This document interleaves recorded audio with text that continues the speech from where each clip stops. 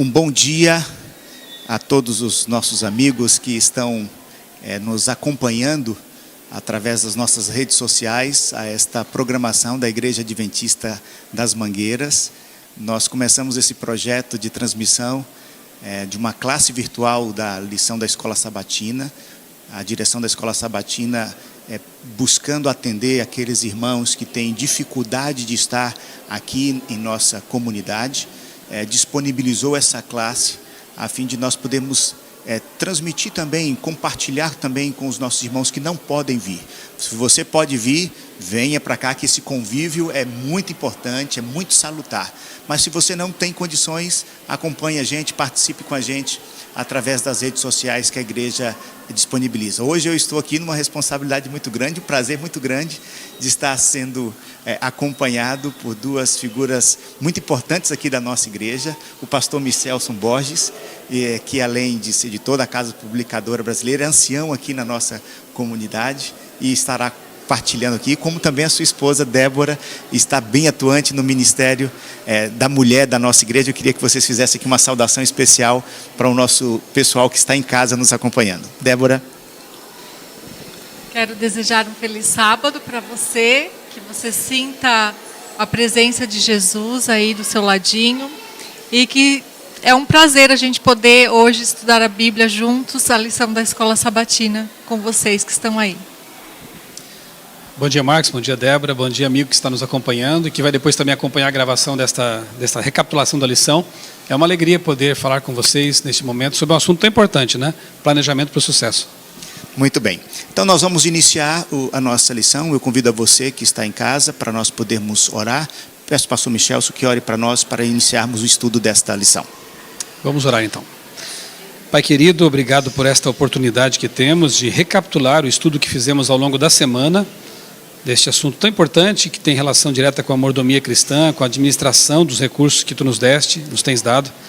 Agora pedimos que o Teu Santo Espírito esteja aqui conosco, abrindo o nosso entendimento, nos ajudando a compreender e principalmente nos dando forças para colocar em prática tudo o que vamos aprender aqui. Amém, Senhor. Usa cada um de nós oramos agradecidos em nome do Senhor Jesus. Amém. Amém, Senhor. Amém. Quero mandar um abraço aqui para um grande companheiro, o amigo, o Maurício Braga, que ontem já mandou uma mensagem, falou, vou acompanhar a lição. Maurício, Virgínia, uma saudade de vocês, um grande abraço.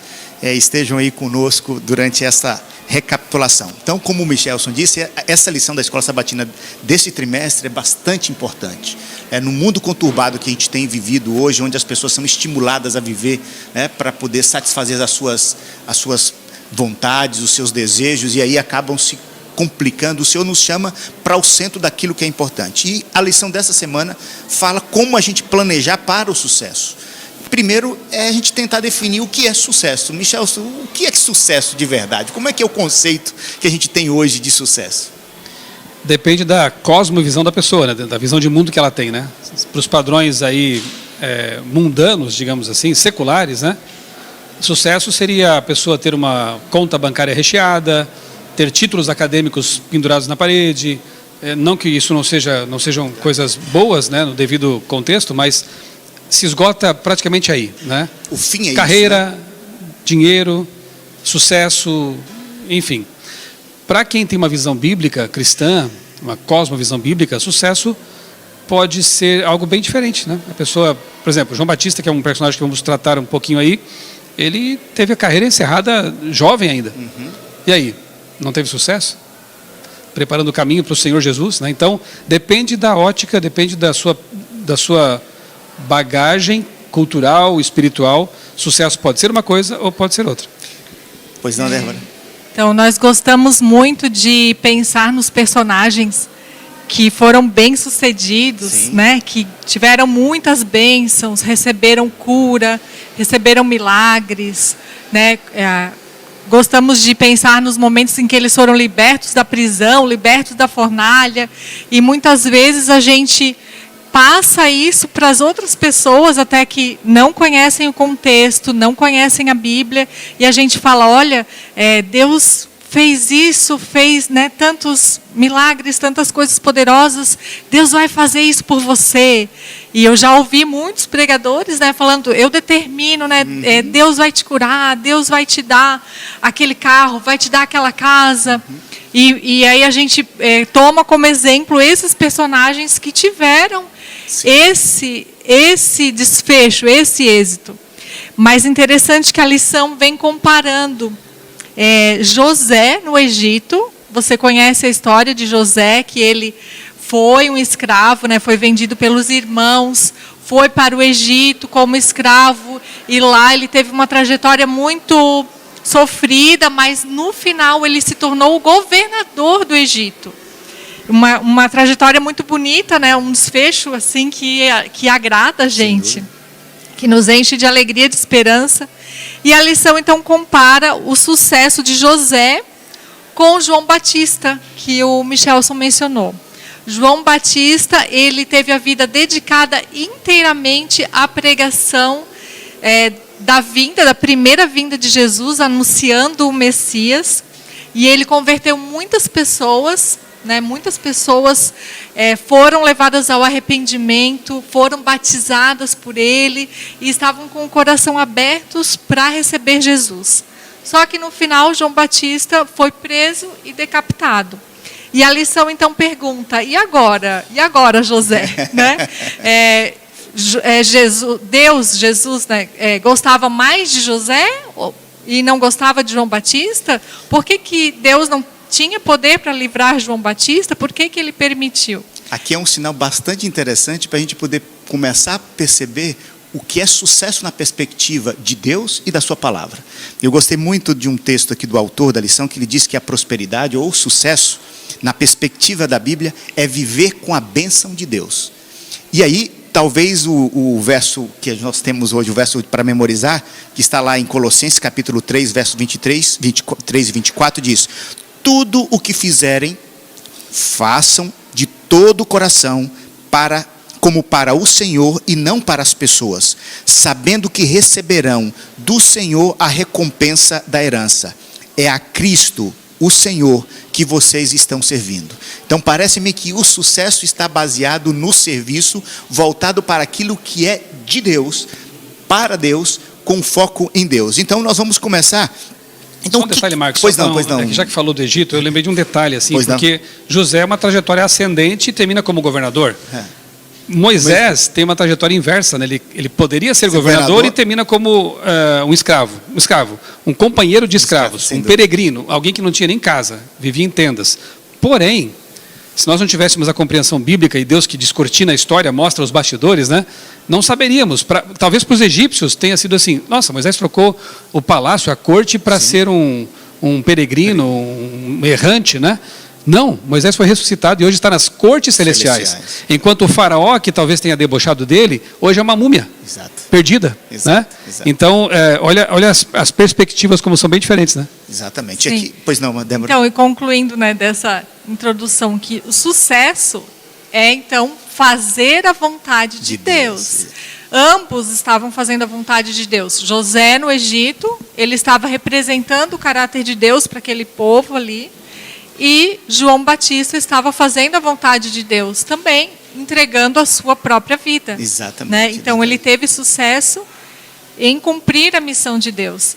E cada um de nós tem uma missão diferente. Então a gente não pode ficar se comparando com os outros, ou achando, não, se aconteceu com ele, tem que acontecer comigo. Não. E isso Deus tem um plano para cada um. Você toca num ponto muito importante. Às vezes a gente compara as vidas, né? A gente acha que o sucesso está no desenvolvimento, como você disse, ou dinheiro, ou no estudo, ou eventualmente no empreendimento que se realizou, mas o Senhor tem para cada um de nós, com base nos nossos dons, dos nossos talentos, nas nossas habilidades, um caminho para a gente poder seguir. E Ele quer dar o sucesso. E aí a gente vai começar agora na lição a aprofundar um pouquinho mais.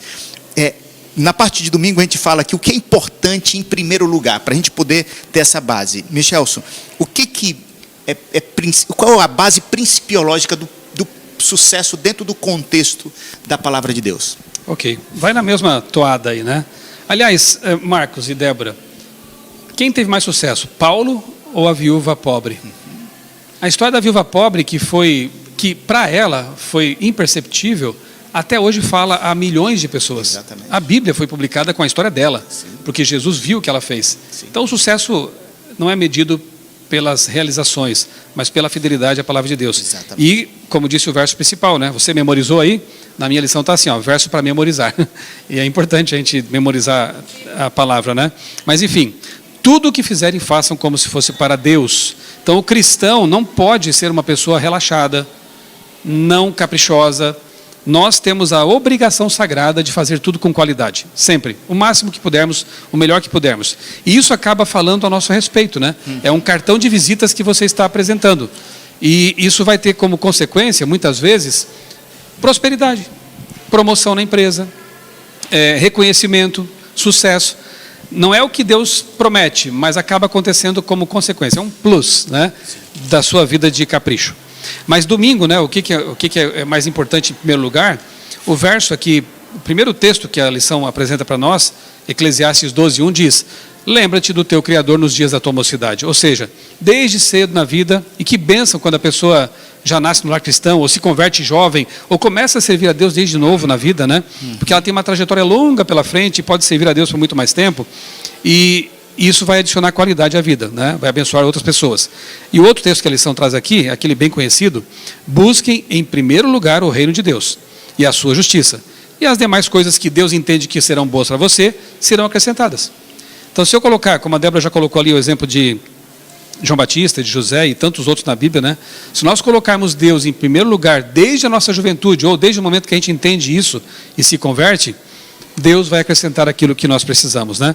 A lição também menciona aqui a importância de um bom casamento, né? Eu posso testemunhar disso, você também, louvado seja Deus por isso, né? A bênção que é um bom casamento, de você orar a Deus pedindo que Ele oriente essa decisão, porque é a decisão mais importante da vida, depois da conversão. Eu achei interessante que a lição fala que só depois que Jacó fez um pacto com Deus de fidelidade, que ele encontrou o amor da vida dele, né, que era a Raquel. E eu nunca tinha me atentado para isso.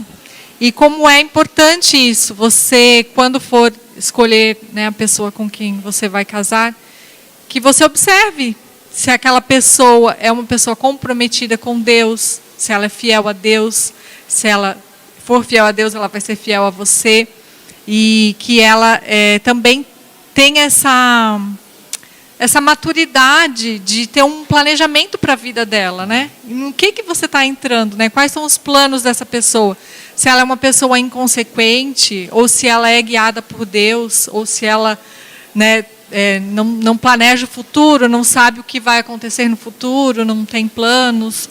Não é questão de escolher uma pessoa que seja ambiciosa, né? Não é por interesse, mas você vai construir uma vida com aquela pessoa, então você tem que saber como vai ser a sua vida, que lá você vai estar construindo. É a pessoa que mais vai influenciar você para o bem ou para o mal também, né? Porque como você também vai ser influência como para você ela. Também. Então, assim, planejamento envolve também pensar nisso, orar sobre... Ellen White fala, né, que quando a pessoa está pensando em se casar, tem que orar 4 vezes mais, para ver a importância da decisão.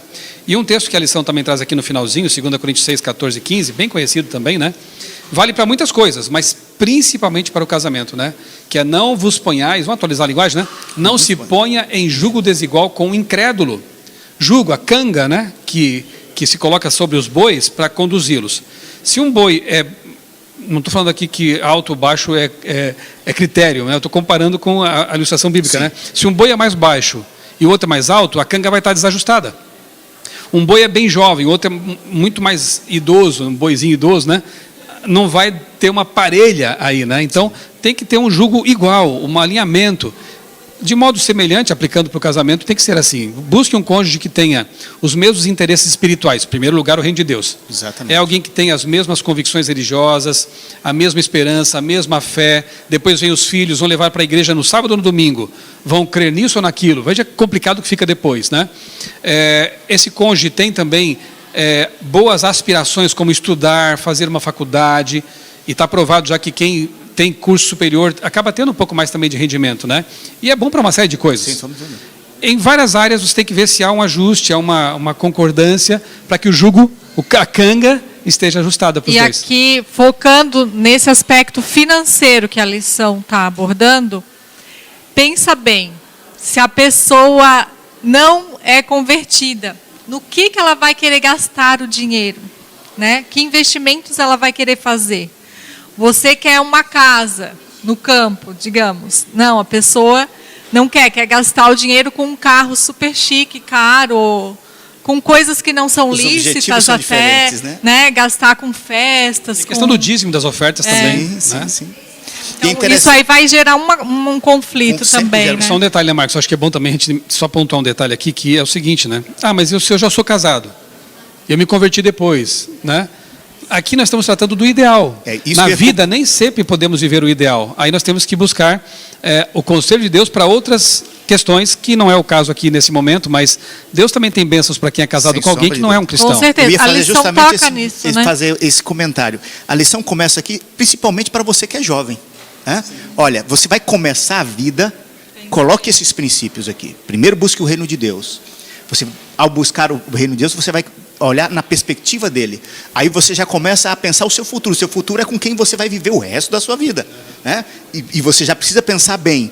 Isso pode ser que você, como o Michelson comentou aqui, pode ser que você não tenha escolhido. Isso não quer dizer que Deus não vai poder te abençoar e você não vai poder ter o sucesso. Mas aí, logicamente, vai ter um pouco mais de dificuldade. O que o Senhor está orientando aqui é nesse sentido, de você planejar, de você antecipar, mas importantíssimo, nós precisamos fazer compromissos. Planejamento é compromisso. É isso que você quer? Você quer ter sucesso com Deus? Você precisa fazer compromissos com Deus. Você precisa buscar Deus de uma forma mais intensa. Você precisa colocar o seu coração diante de Deus. E assim, Ele vai abrindo as portas. Como a Débora mencionou aqui, depois que José fez o compromisso, Deus o conduziu para encontrar a mulher da vida dele, né? E essa mulher, sem sombra de dúvida, foi um esteio para sua casa, né? Foi a alegria para sua casa. O Jacó, né? Para Jacó. Uma motivação para ele trabalhar bastante. Exatamente, motivação para ele trabalhar dobrado. Para ver como o casamento era importante, né? Sem sombra de dúvida. E tem um detalhe também que eu acho bonito, é assim, né? Deus de Isaac, Deus de Abraão, Deus de Isaac, Deus de Jacó. Não adianta, não basta, é uma bênção, mas não basta você saber que o seu pai é crente, que a sua mãe é crente, que o seu avô foi crente, né? Jacó, ele entende no momento que assim, agora ele vai ser o meu Deus. Exatamente. Então é o Deus de Abraão, foi, ok, beleza. Ele foi o Deus de Isaac, muito bom, né? Mas ele também vai ser o meu Deus, é o Deus de Jacó. Então faça do Senhor o seu Deus pessoal, não se baseie na experiência de outros. Exatamente.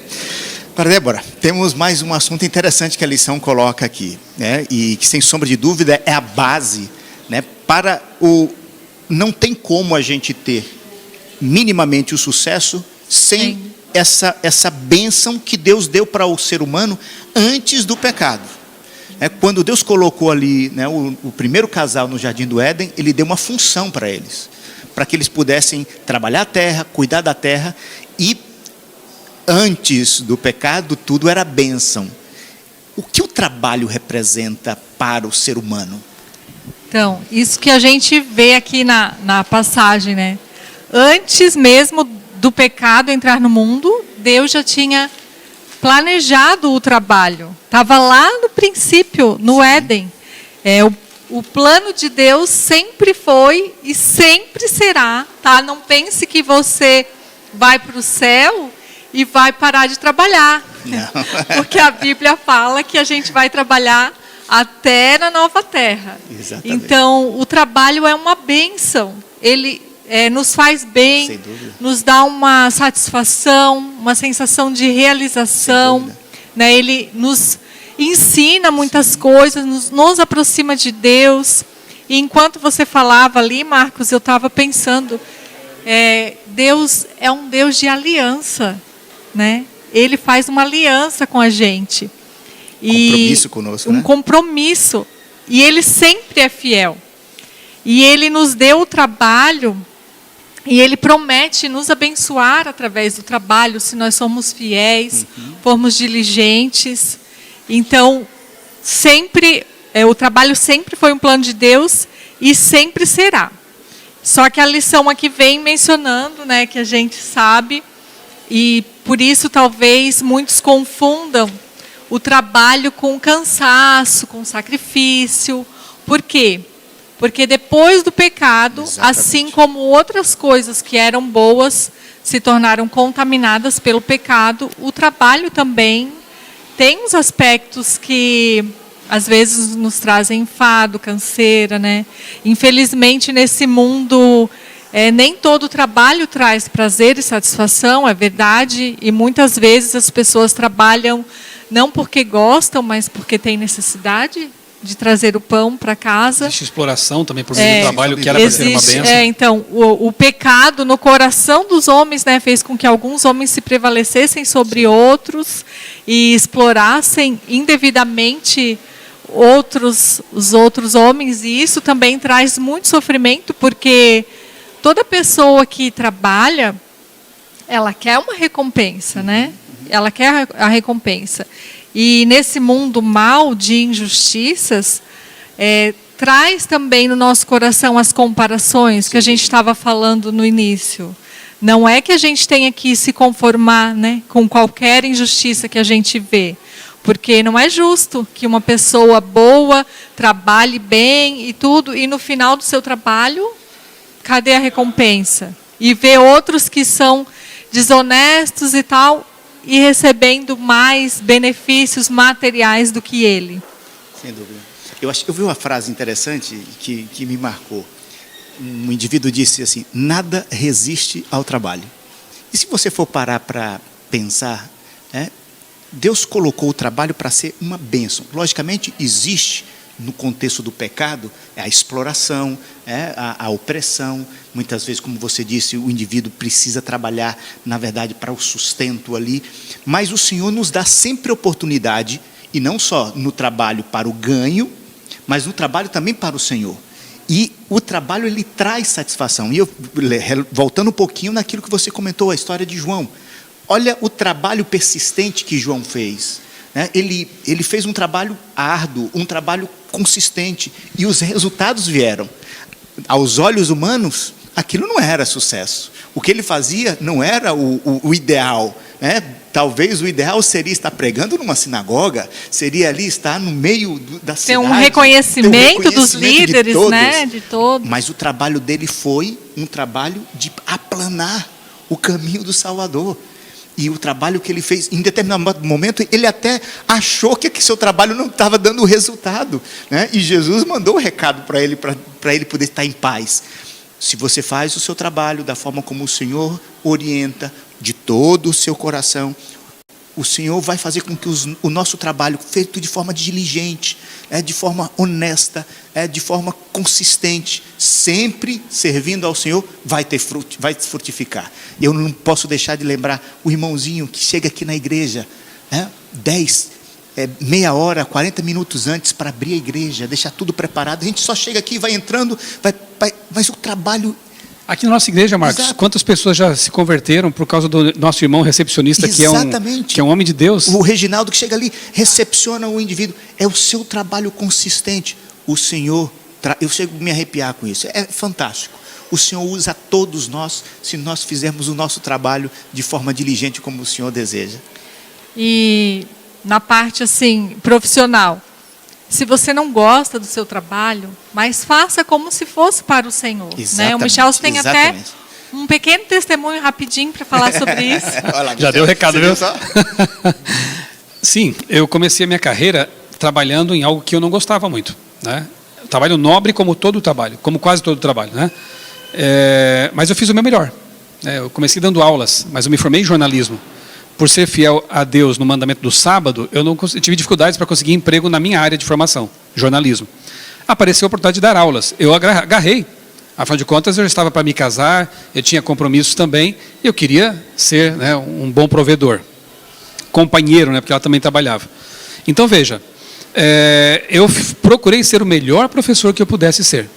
Lembrando do texto principal da lição, faça como para o Senhor. Eu estudei, me preparei, usava tudo que eu tinha de recursos, eu gosto de desenhar, usava o desenho para encantar os alunos de alguma forma, enfim. E depois veio o chamado para a Casa Publicadora Brasileira. E o que eu percebi? Que a minha dedicação lá, o capricho com que eu fiz o meu trabalho, certamente foi um cartão de visitas, porque obviamente que quando há um chamado desse tipo, os líderes consultam os outros líderes. Escuta, como foi esse professor aí? Foi dedicado? Foi empenhado no trabalho? Foi caprichoso, né? E eu creio que as recomendações foram boas, porque eu estou há 25 anos na CPB. Então eu sempre trouxe esse princípio para a minha vida. Não importa o que eu vou fazer, eu vou fazer de forma bem caprichada, bem feita, para as pessoas e principalmente para Deus. Exatamente, porque Deus sempre está vendo. Você pode achar que ninguém está vendo, ninguém reconhece, ninguém me valoriza, mas Deus está vendo o seu empenho, a sua fidelidade. De alguma forma, Deus vai recompensar. Deus é um Deus de aliança, como às vezes a gente fica assim, não, mas o meu chefe, né, ou o meu patrão não reconhece o meu trabalho. Faça o seu trabalho como se estivesse fazendo para Deus. Eu gosto muito das histórias dos pioneiros, né? Eu tenho até um livro sobre isso, e eu me lembro de ter, quando eu pesquisava assim, relatórios de pioneiros, de missionários, teve um que me tocou muito. Ele falou assim, naqueles tempos não havia comunicação, não tinha internet, não tinha e-mail, não tinha WhatsApp, não tinha jornal. Eles trabalhavam nos interiores do Brasil de forma anônima. E alguns diziam assim, nós não tínhamos a mínima ideia se a obra estava prosperando. Se tinha gente sendo batizada lá no interior da Bahia, lá em Santa Catarina. Eu estava aqui em São Paulo, no interior, não sabia de nada. Mas eu fazia para Deus. Exatamente. Entendendo que um dia os frutos viriam. Exatamente. E veio. Olha que maravilha que o Brasil hoje é em termos de presença adventista, né? Exatamente. Então, não se esqueça. É para Deus que nós dedicamos os nossos melhores momentos, nosso trabalho, os nossos talentos, os nossos dons. E o que vier à sua mão, faça com diligência. Outra coisa, Marcos, o sucesso. O nosso testemunho. Sem dúvida. Né? Quando chega numa empresa e pergunta, fulano de tal, é adventista, trabalha aqui, que testemunho você está levando? Você está sendo um bom funcionário, mesmo que você não seja o trabalho dos seus sonhos, mas você está sendo um bom funcionário, né? O seu chefe, seus colegas de trabalho vão dizer, nossa, é uma adventista, você está levando o nome de Deus, o nome da igreja, está representando Deus ali. Assim como José representou Deus no Egito, assim como João estava representando Deus lá pregando no deserto, onde você estiver, você está representando Deus para as pessoas. E quando você for falar de Jesus, se você for um mau funcionário, como que vai ser recebida essa palavra? Que impacto vai ter? Muito bom. Se deixasse aqui, a gente ia longe aqui, né, Michel? É muito gostoso a gente refletir. Mas, Michel, o sucesso começa em casa. Lá na parte de terça-feira, a lição traz o contexto de anos de labor e os filhos. Qual é a orientação bíblica, né, para uma família mais estável, em que os dois têm o comprometimento, né, de fazer com que aquela casa ou o ambiente familiar seja também uma bênção interna e uma bênção também para fora? Marcos, eu vou começar pelo fim da lição para depois ir para o começo, né? Porque a lição traz aqui um lembrete muito importante. Não se culpem pelas escolhas erradas dos seus filhos, porque talvez ao a gente explicar aqui, recapitular a parte de terça-feira, alguém possa pensar, mas eu fiz tudo isso. Eu fazia o culto, eu ensinava sobre mordomia para meus filhos, eu dava exemplo, mas meu filho saiu da igreja. Escolha. O meu filho, ele tem outro pensamento hoje. São seres humanos dotados de livre-arbítrio. Né? O próprio Lúcifer, no céu, escolheu se afastar de Deus. Adão e Eva, o primeiro casal na terra, pecou. Judas andou com Jesus há alguns anos, saiu da igreja. Então, assim, a culpa não é sua. A culpa é da escolha que a pessoa madura depois faz. Né? Então, agora, voltando aqui para o começo, né? Exato. Não existe sucesso se você tem uma boa carreira, se você tem títulos acadêmicos, tem uma conta bancária recheada, mas você foi um péssimo pai ou uma péssima mãe. Negligentes. Né? Tanto é que Paulo dá um recado aqui muito forte nesse sentido. 1 Timóteo 5,8. Lê depois na sua Bíblia. 1 Timóteo 5,8. Eu vou resumir. Quem não cuida dos seus, da sua casa, negou a fé. Paulo diz que não pode nem ser chamado de cristão. Se por causa do trabalho, por causa de um lazer, por causa de uma carreira, você não teve tempo para fazer o culto familiar, não teve tempo para conversar com os filhos, aconselhá-los ou para representar Jesus, especialmente o sacerdote do lar, né? Não teve tempo para representar Jesus dentro de casa, ou até pior, muitas vezes pessoas que ganham várias pessoas, a gente falava almas, né? Sim. Ganha muitas almas, muitas pessoas para Jesus, é um grande pregador, um grande missionário, mas a família está negligenciada. Imagina, a coisa que mais pesa para mim, Marcos, e muitas vezes eu pensei nisso, né? Eu estou lá no púlpito pregando. Nós somos pregadores, todos os 3 aqui, né? Estou lá no púlpito pregando. O que meus filhos estão pensando agora? Exato. Isso que ele está falando aí é tudo mentira. Ele não vive isso em casa. Isso não é realidade no meu lar. Isso é terrível, né? Eu quero que meus filhos, ao me virem pregar, embora saibam que eu sou um pai defeituoso, que eu sou um pecador, mas eles ali tem coerência. Né? Ali existe coerência. Aquilo que ele está dizendo, ele procura viver. Então, não negligenciar o lar, os filhos, o cônjuge, você também tem que salvar o seu cônjuge, né? É negar a fé, né? Isso é forte, né? E aí a lição traz aqui, eu vou já resumir aqui esses 3 pontos muito importantes de como você criar um ambiente de sucesso dentro do lar, que vai possibilitar que os filhos possam ser, com grandes chances, né? Possam ser pessoas de bom caráter, pessoas cristãs também, né? Que vão ser luz também, vão continuar a sua obra, né? Primeiro, ofereça um ambiente cristão, faça o culto familiar, tenha livros religiosos em casa, ao acesso dos filhos, né? Assine a lição da escola sabatina. Resumindo, promova um ambiente cristão de verdade. Frequente a igreja. Frequente a igreja. Devolva o dízimo ali, também está aqui no né, pacote. Fazer, sim. Né? Cuidado com que assistem, com que consomem dentro do lar, né? Pode estar competindo com aquilo que você está tentando fazer com a Bíblia. Segundo, ensine a disposição para trabalhar e o apreço por isso. Exato. Se é para lavar o carro, se é para lavar a louça, se é para fazer alguma coisa, limpar a casa, fazer bem feito, fazer com capricho, né? Ensine a laboriosidade por preceito e exemplo. 3, garanta uma boa educação cristã. Investir em escolas de qualidade. Aqui é um ponto também que alguns podem dizer assim, mas eu não tenho recursos, né? Sim, existe isso, né? Mas também, por exemplo, escola adventista. Vamos falar da nossa realidade em Tatuí, né? Sim. Quantas bolsas a escola oferece? Exato. Nós temos experiências que poderíamos compartilhar aqui, né? De pessoas que a gente ajudou, encaminhou e estudaram desde a infância até a formatura, mesmo tendo poucos recursos. É uma questão de prioridades, não é? Há pessoas que investem em outras coisas e deixam de investir na educação cristã do filho. Exato. Isso aqui, nesse momento, que é um momento desafiador da vida, tem que ser uma prioridade. Exato. Ainda que eu tenha que abrir mão, talvez, de um carro melhor, de uma casa melhor, para educar os filhos numa escola cristã, que assim seja, porque o caráter deles é impagável. Né? Isso, são sacrifícios que a gente precisa fazer. Né? É um exemplo para os filhos também. Aqui a lição está falando que é um momento, na criação dos filhos, é um momento intenso financeiramente, porque um filho envolve muitos e muitos gastos, né?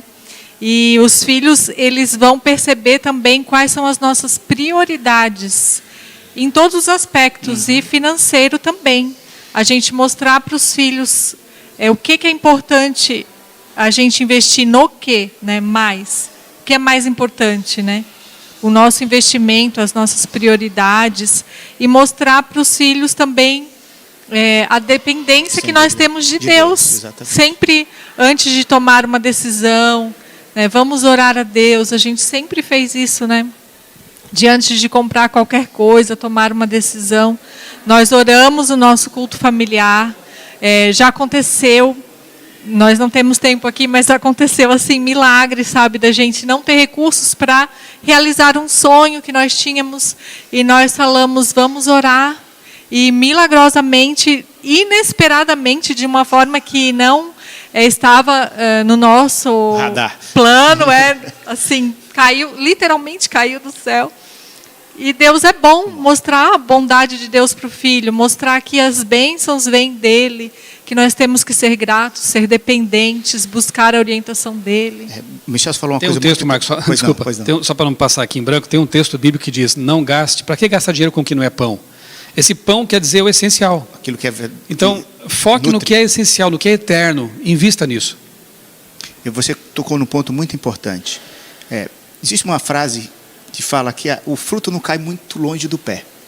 Isso quer dizer que se a gente faz o trabalho como deve fazer, em regra, naturalmente, isso deve reproduzir na vida dos filhos. Logicamente, os nossos filhos, eles têm escolhas. Os nossos filhos, eles podem escolher de forma diferente daquilo que ele viu, do que ele experimentou, e ele tem todo o direito de experimentar uma vida diferente. Mas aquela sementinha vai ficar lá no seu coração, em um momento ou outro da vida. Tudo aquilo que você fez com diligência na sua casa vai lembrar, vai voltar à tona. E é essa a bênção de você ter na sua casa, no dia a dia, criando esse ambiente, ensinando as disposições que o Senhor nos coloca, a fim de que isso seja plantado no coração dos seus filhos. A regra natural seria que isso fosse implantado, mas se isso não acontecer, vai ficar lá no coraçãozinho deles. Uma das coisas mais gostosas que eu já ouvi, várias, né? Sim. Mas uma das mais gostosas que eu já ouvi, assim, vinda da minha filha mais velha, uma vez ela falou no carro, né? Assim, eu não lembro bem as palavras que ela falou, pode Eu contar. ia falar isso, que nós devemos lembrar que existem outras influências no mundo, sempre competindo pelo nosso coração e no coração dos nossos filhos, né? Outros valores, outras ideologias. E a nossa influência é a influência de Deus também ali lutando. Mas o que a nossa filha mais velha falou, né? Agora que ela já está como adulta e entrando em contato com várias outras famílias, outras maneiras de viver, né, na faculdade, com os amigos, e passando férias na casa de amigos, e ela voltando para casa numa dessas ocasiões, ela falou, que bom que eu tenho uma boa referência de casamento de vocês.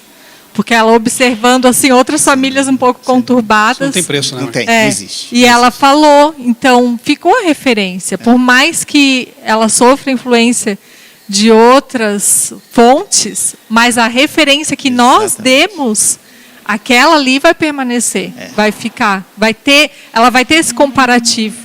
Todo esforço que nós fizermos para poder mantermos um ambiente familiar que possa de alguma forma contribuir para o crescimento, não existe preço para isso. Vale a pena qualquer sacrifício para a gente poder manter esse ambiente. Só a eternidade vai ser capaz de nos dizer dos resultados desse esforço. Mas vamos para frente. E tem aquele recadinho também que se costuma dar nesses encontros de família, né? A melhor coisa que o marido pode fazer pelos seus filhos é amar a esposa dele, é amar a mãe deles, né? Exatamente. E vice-versa. Exatamente. Então, você tendo esse ambiente, você vai ser uma referência para sempre na vida deles. Exatamente. E de referência de controle financeiro também. Isso leva em todos os aspectos, né? Referência na devolução dos dízimos, falando nas prioridades que a gente tem na família. Débora, vamos lá. Nós temos agora na parte de quarta-feira, trabalhando com integridade. E tem uma história bastante interessante aqui, de um personagem bíblico, que a gente já fez aqui uma menção. Na lição fala aqui de uma forma muito interessante, Deus chama seus filhos para um padrão mais elevado no trabalho e na vida. Como é que a gente pode ver isso, esse trabalho com integridade na vida aí do personagem José? A lição veio caminhando, passando por várias fases da vida e chegamos aqui na maturidade e analisando então a vida de José agora, depois que ele já atingiu o sucesso, né, da maturidade na vida.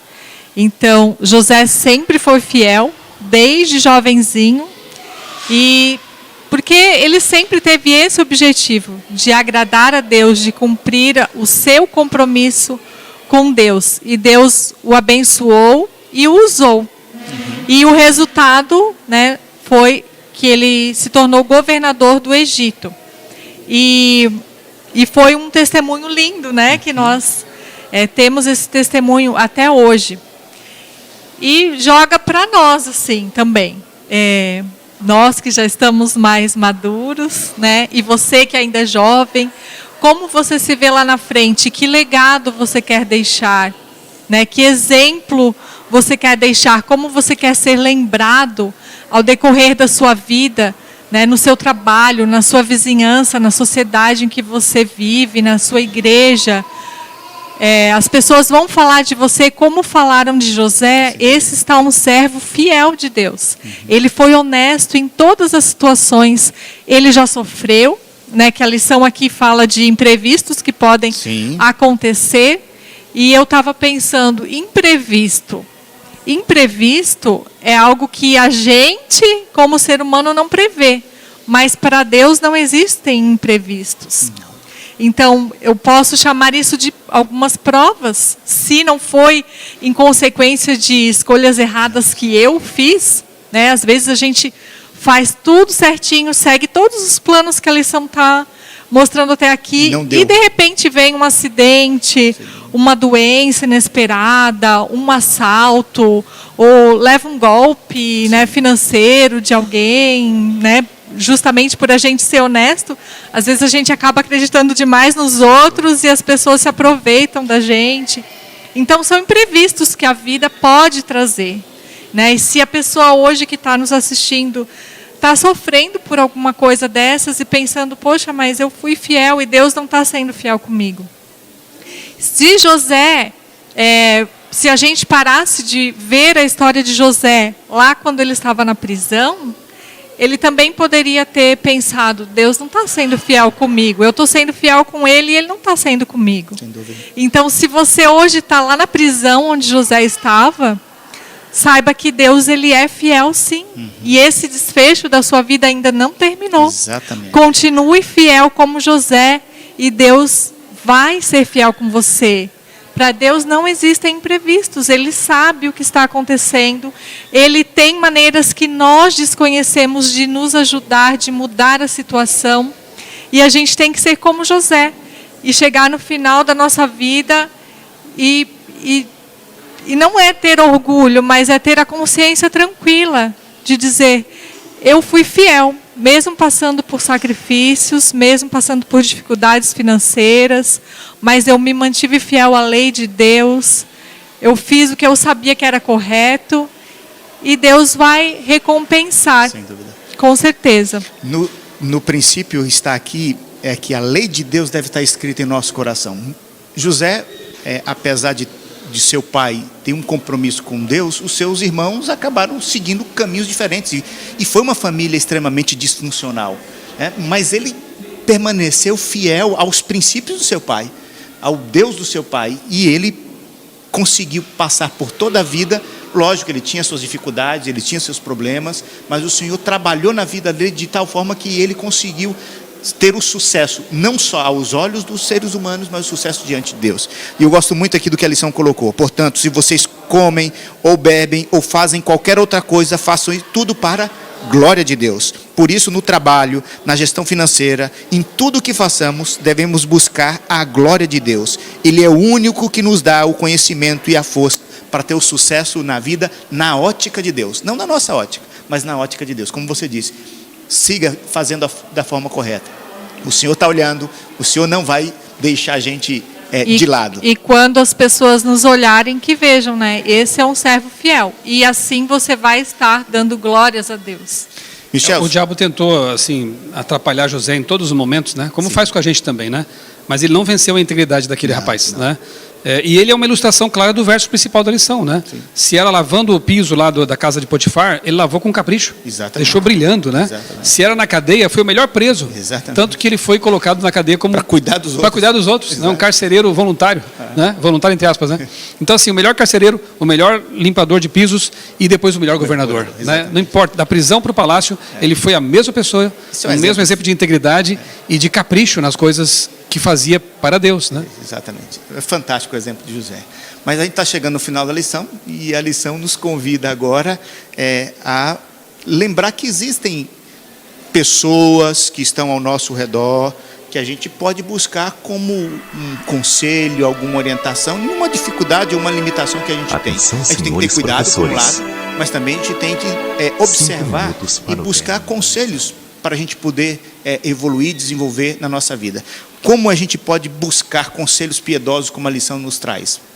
A lição traz aqui uma recomendação que até deixou algumas pessoas um pouco preocupadas, né? Cuidado com os gurus financeiros, né? É que essa expressão guru hoje tem uma conotação negativa, né? De oportunistas, pessoas que só querem ganhar em cima da boa fé dos outros, né? Então, eu diria assim, cuidado com aqueles professores, orientadores, influenciadores que ensinam a ganância, o ganho a qualquer custo, né? Porque existem bons canais também, né? A gente até hoje, que bom que hoje tem as coisas boas da internet, você pode seguir alguns influenciadores que dão dicas financeiras que, infelizmente, não sei como é que foi na sua educação, mas no nosso tempo de escola não aprendemos isso. Não tinha. Agora está havendo um certo despertamento para isso, né? Exato. Mas eu nunca fui ensinado sobre essa questão de finanças, né, na escola. De investimentos, né? Saber investir. E a gente acaba sofrendo com isso, porque o problema não é o dinheiro. Note que a Bíblia diz assim, ó, o amor ao dinheiro é a raiz de todos os males. Não é o dinheiro que é o mal, né?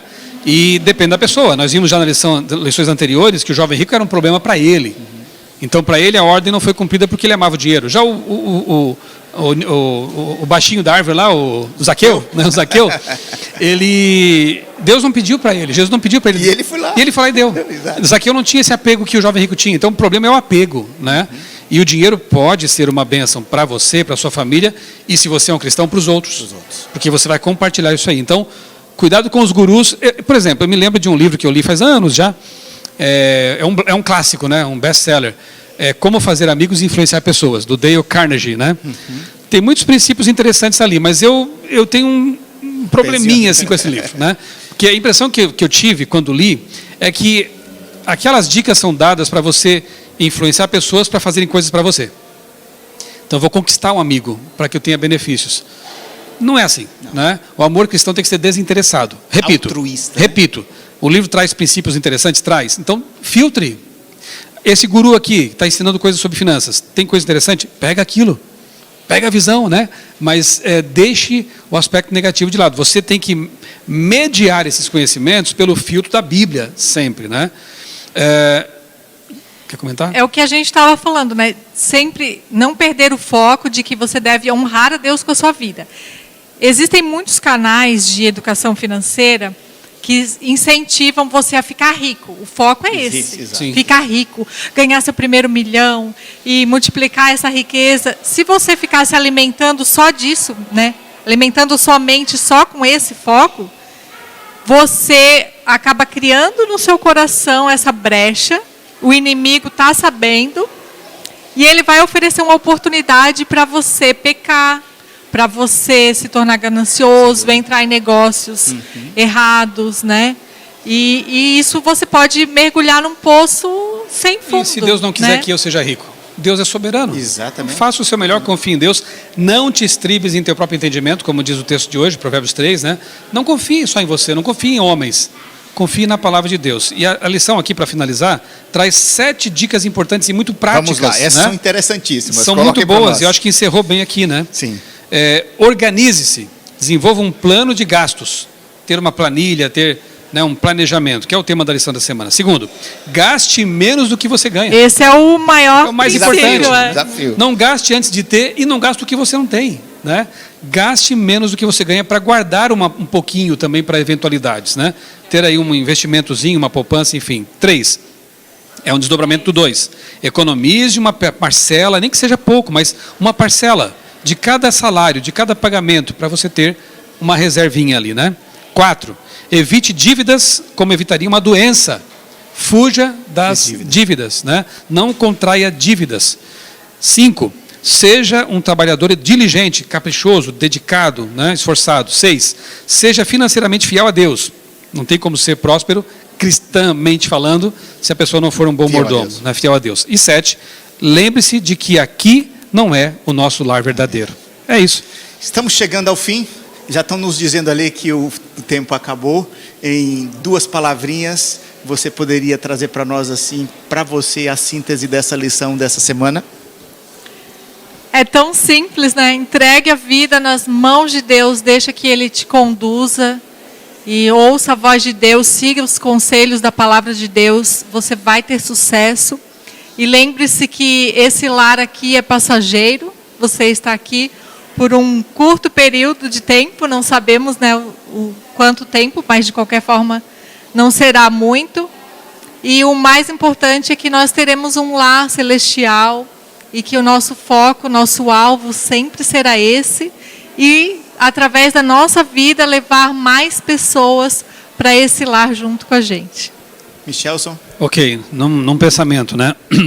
Tenha boas ambições, faça uma faculdade, cursos profissionalizantes, se esforce, humanamente falando, as coisas não caem do céu, não tem almoço de graça, como se diz, né? Faça a sua parte humana, prepare-se, habilite-se, capriche no seu trabalho, seja um bom funcionário. Mas, sobretudo, siga o conselho de Paulo, viva com contentamento, né? Seja contente com o que Deus te deu. Depois de ter feito tudo o que você podia fazer, seja contente, fique tranquilo, Deus está cuidando de você. E a minha vai ser um texto de Ellen White, que conta aqui no comentário. acha-se diante de vocês a obra de aproveitar o restante de sua vida para reformar e elevar o caráter. Uma nova vida começa no coração renovado. E aí, por fim, ela diz assim: o ser humano tem luz e oportunidades, e se as aproveitar, poderá ser vitorioso. Você pode mostrar por sua vida o poder da graça de Deus para a vitória. Que Deus o abençoe a cada um de nós. Muito obrigado, Débora, muito obrigado, Michel, por os momentos agradáveis. Que Deus conduza a vida de vocês e que tenha aí uma excelente semana e um culto abençoado no dia de hoje. Até mais.